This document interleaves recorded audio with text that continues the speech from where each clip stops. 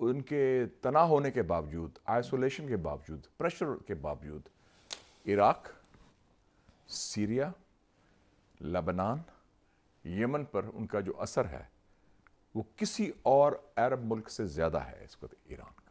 حالانکہ سارے عرب ملک ہیں. ہاں سارے عرب ملک ہیں، ایران کا زیادہ ہے. سو اس کا مطلب ہے ان کی خارجہ پالیسی میں کتنی فلیکسیبلٹی، لچک ہے، اور اس کی کتنے ڈائمنشنز ہے. اور ان کے جو حلیف میں نہ صرف حماس ہے، حزب اللہ جو لبنان میں ہے، ہوتیز جو یمن میں ہے.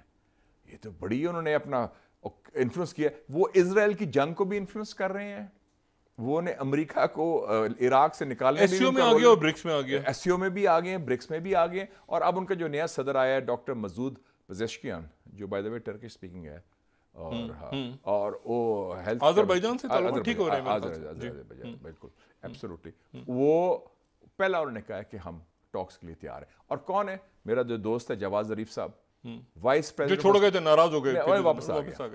بڑا اچھا ہوا ہے، بڑا important. Vice president for strategic affairs, اس کا جو اسسٹنٹ تھا عباس ارکجی، وہ جنہوں نے نیگوشیٹ کیا تھا نیوکلیئر ایگریمنٹ امریکہ سے، وہ وزیر خارجہ بن گیا، فارن منسٹر. تو یہ تو بڑی ٹیم، بڑی کلیئر. اور کل جو ریبر سے میٹنگ ہوئی ہے کیبنٹ کی، انہوں نے کہہ دیا ہے کہ جی ہم گرین لائٹ ٹاکس اسٹارٹ کریں فار نیوکلیئر. اچھا نہیں، مجھے آپ یہ بتائیں کہ ایک طرف ہو رہی ہے یہ جینوسائڈ، اور اس کا کوئی سیز فائر بھی نہیں ہے، اور یو این بھی نہیں، اور یہ پاز بھی ایسے ہی ہوگا، اور وہ جناب ادھر وہ سیٹلرز پہنچ گئے جناب مسجد اقصی پہ جو ہوا ہے. تو درمیان میں یہ کیسے پاسبل ہوگا؟ یعنی ابھی تو سعودی عربیہ بھی رکا ہوا ہے کہ وہ جو اسرائیل، سعودی عربیہ اور ابراہیم ایکارڈز اور وہ سارا بھی رکا ہوا ہے معاملہ. تو ایران کے لیے ایزی ہوگا یو ایس سے بات کرنا ویسٹ سے؟ National interest is paramount. اچھا، یہ بھی اس میں آئیڈیالوجیکل ایران کی بڑی کوئی ریجڈ پالیسی نہیں ہے. یہ وہی ایران ہے جب ایران عراق کی جنگ تھی تو امریکہ نے ایران کانترا کے ذریعے اسلحہ بھیجا تھا خفیہ طور پر. رابرٹ میک فارلین خود گیا تھا تہران دسمبر 1986 میں، ایران کانترا، اور اس میں اسرائیل کا اسلحہ بھی آیا تھا. تو یہ جو نیشنل انٹرسٹ ہوتا ہے وہ پیراماؤنٹ ہوتا ہے. تو یہ ان کی حکمت بھی ہے، ان کی بصیرت بھی ہے، اور ان کی حقیقت پسندی بھی ہے. لیکن ان کا اصولی موقف قائم ہے فلسطین کے ساتھ. وہ کھڑے ہیں پوری طرح سپورٹ کر. سب سے زیادہ حماس کی سپورٹ کون کر رہا ہے؟ یہ اسلامی جہاد کی ایران کر رہا ہے. حزب اللہ کو 1 لاکھ راکٹ کس نے دیے ہیں؟ ایران نے دیے. ہوتیز کو اسلحہ کس نے دیا؟ ایران نے دیا. وہ اپنی جگہ ہے. تھوڑی دیر کے تھوڑا سا اور زوم آؤٹ کروں. اس پورے ٹرموائل میں، کیوس میں، یہ کہیں بیلٹ اینڈ روڈ چائنا کا ہے، بیلٹ اینڈ روڈ انیشیٹو. ادھر میانمار میں، ادھر بنگلہ دیش، ادھر یہ ایران، یہ مڈل ایسٹ کا ٹرموائل، ادھر سودان میں لڑ رہے ہیں دونوں آپس میں جنرلز. ادھر لیبیا میں وہ پھر Khalifa Haftar. Belt and road initiative is going strong. ابھی کل میٹنگ ہوئی ہے بائیڈن کے national security adviser Jake Sullivan کی اور شی جن پنگ کی. انہوں نے کہا کہ بائیڈن نے اس کے کہا کہ بائیڈن کا پیغام ہے کہ ہاں کمپٹیشن کو ہم کانفلکٹ نہیں بنانا چاہتے. اور انہوں نے شی جن پنگ نے بھی کہا کہ ہم چاہتے ہیں کہ تعلقات دنیا کے لیے، اس خطے کے لیے اور ہمارے ممالک کے لیے بہتر ہوں. تو یہ میں کل سٹوری پڑھ رہا تھا کہ دنیا کے جو 64 ہائی ٹیک ایریاز ہیں اس میں سے 53 میں چائنا امریکہ سے حاوی ہو گیا ہے. اور ابھی اکانومسٹ کی سٹوری آئی تھی 15 جون کو، آپ نے دیکھی ہوگی، آپ خود بڑے پڑھے لکھے ہیں، پڑھتے بھی ہیں. China the scientific super power. انہوں نے کہا کہ the old science order dominated by Japan, U S A, U K, Europe is coming to an end. اور چائنا کے جو ٹاپ 10 سائنس ٹیکنالوجی کے ادارے ہیں اس میں سے 6 چائنا میں ہیں. اور نمبر 1 سائنس ٹیکنالوجی کی یونیورسٹی از چنگوا یونیورسٹی ان بیجنگ، جو ہاں بیجنگ آپ گئے بھی تھے ہم لوگ، اور جہاں وہ پریزیڈنٹ شی جن پنگ وہ شنگھائی ہاربر. اور اس کے علاوہ انہوں نے یہ بھی کہا ہے کہ 40% ऑफ AI आर्टिफिशियल इंटेलिजेंस के पेपर्स चाइना प्रोड्यूस कर रहा है। चाइना बहुत आगे निकल गया डॉक्टर साहब, हमें समझ ही नहीं। हम तो इस्तेफादा पूरी तरह नहीं कर रहे क्योंकि अपनी नालायकी की वजह से हमारा सीपेक के अंदर हमारी सिक्योरिटी हम इंश्योर नहीं कर सके, और लाल फीता इतना है हमारी ब्यूरोक्रेसी का। हम बातें तो करते हैं हमारी ये रजीम या जो अरेंजमेंट वाले हैं, लेकिन डिलीवर कुछ नहीं किया अभी तक। तो वो पहला अमेरिकन सदर होगा जो अमेरिकन एस्टैब्लिशमेंट का नुमाइंदा या तर्जमान नहीं है। That's very significant. और लोग कहते थे, मैं याद है जब मैं अमेरिका पढ़ता था, उसको था David Rockefeller.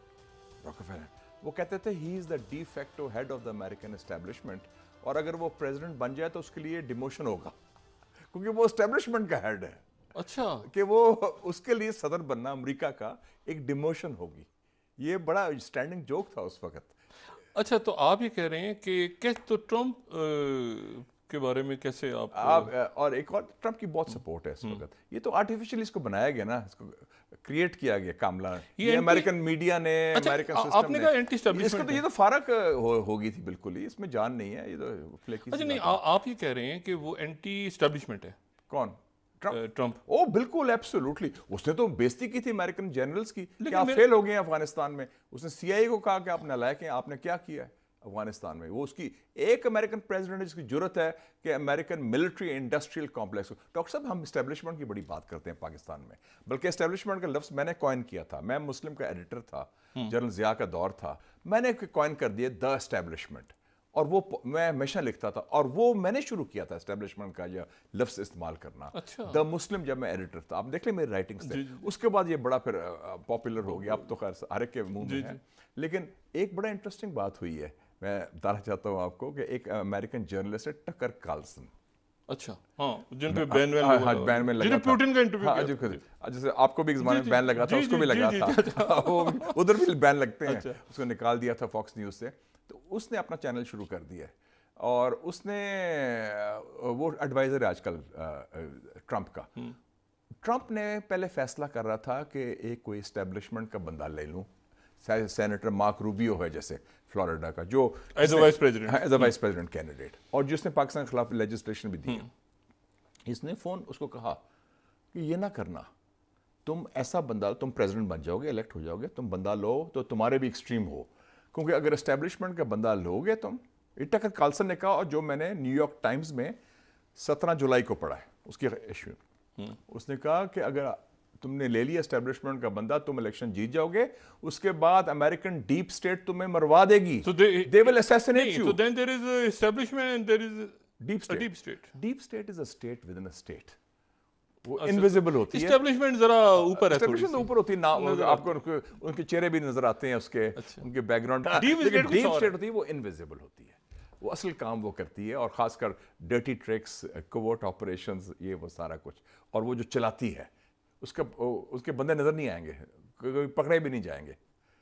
So you know, that's interesting. तो ही इज एंटी एस्टैब्लिशमेंट और एंटी डीप स्टेट। कौन? ट्रम्प तो डीप स्टेट को अटैक करता है ओपनली।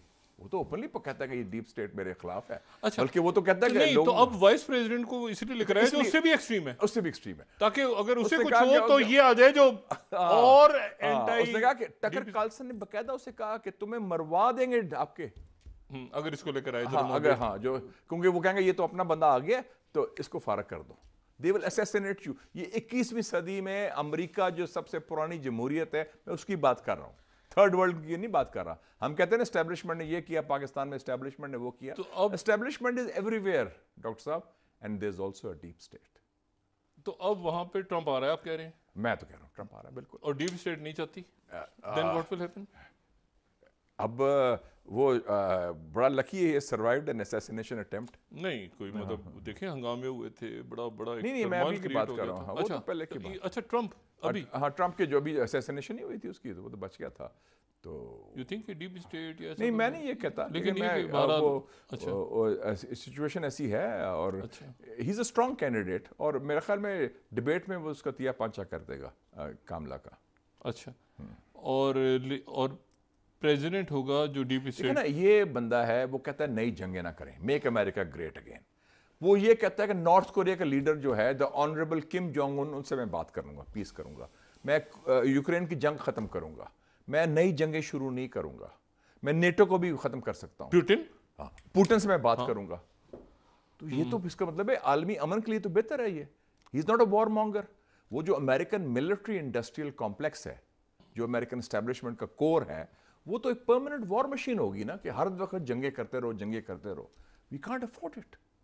اور اس کا ازالہ ہمیں دینا پڑتا ہے. ساتھ جو 20 سال جنگ کی انہوں نے افغانستان میں. اچھا یہ اگر فرض کریں کہ اچھا اس پہ تو بعد میں دیکھتے ہیں کہ بڑی عجیب سچویشن ڈیولپ ہو رہی ہے امریکہ میں بھی, اس کا مطلب ہے یہ جو امریکہ میں زیادہ پولرائزیشن پاکستان سے زیادہ ہے, by the way, for your information.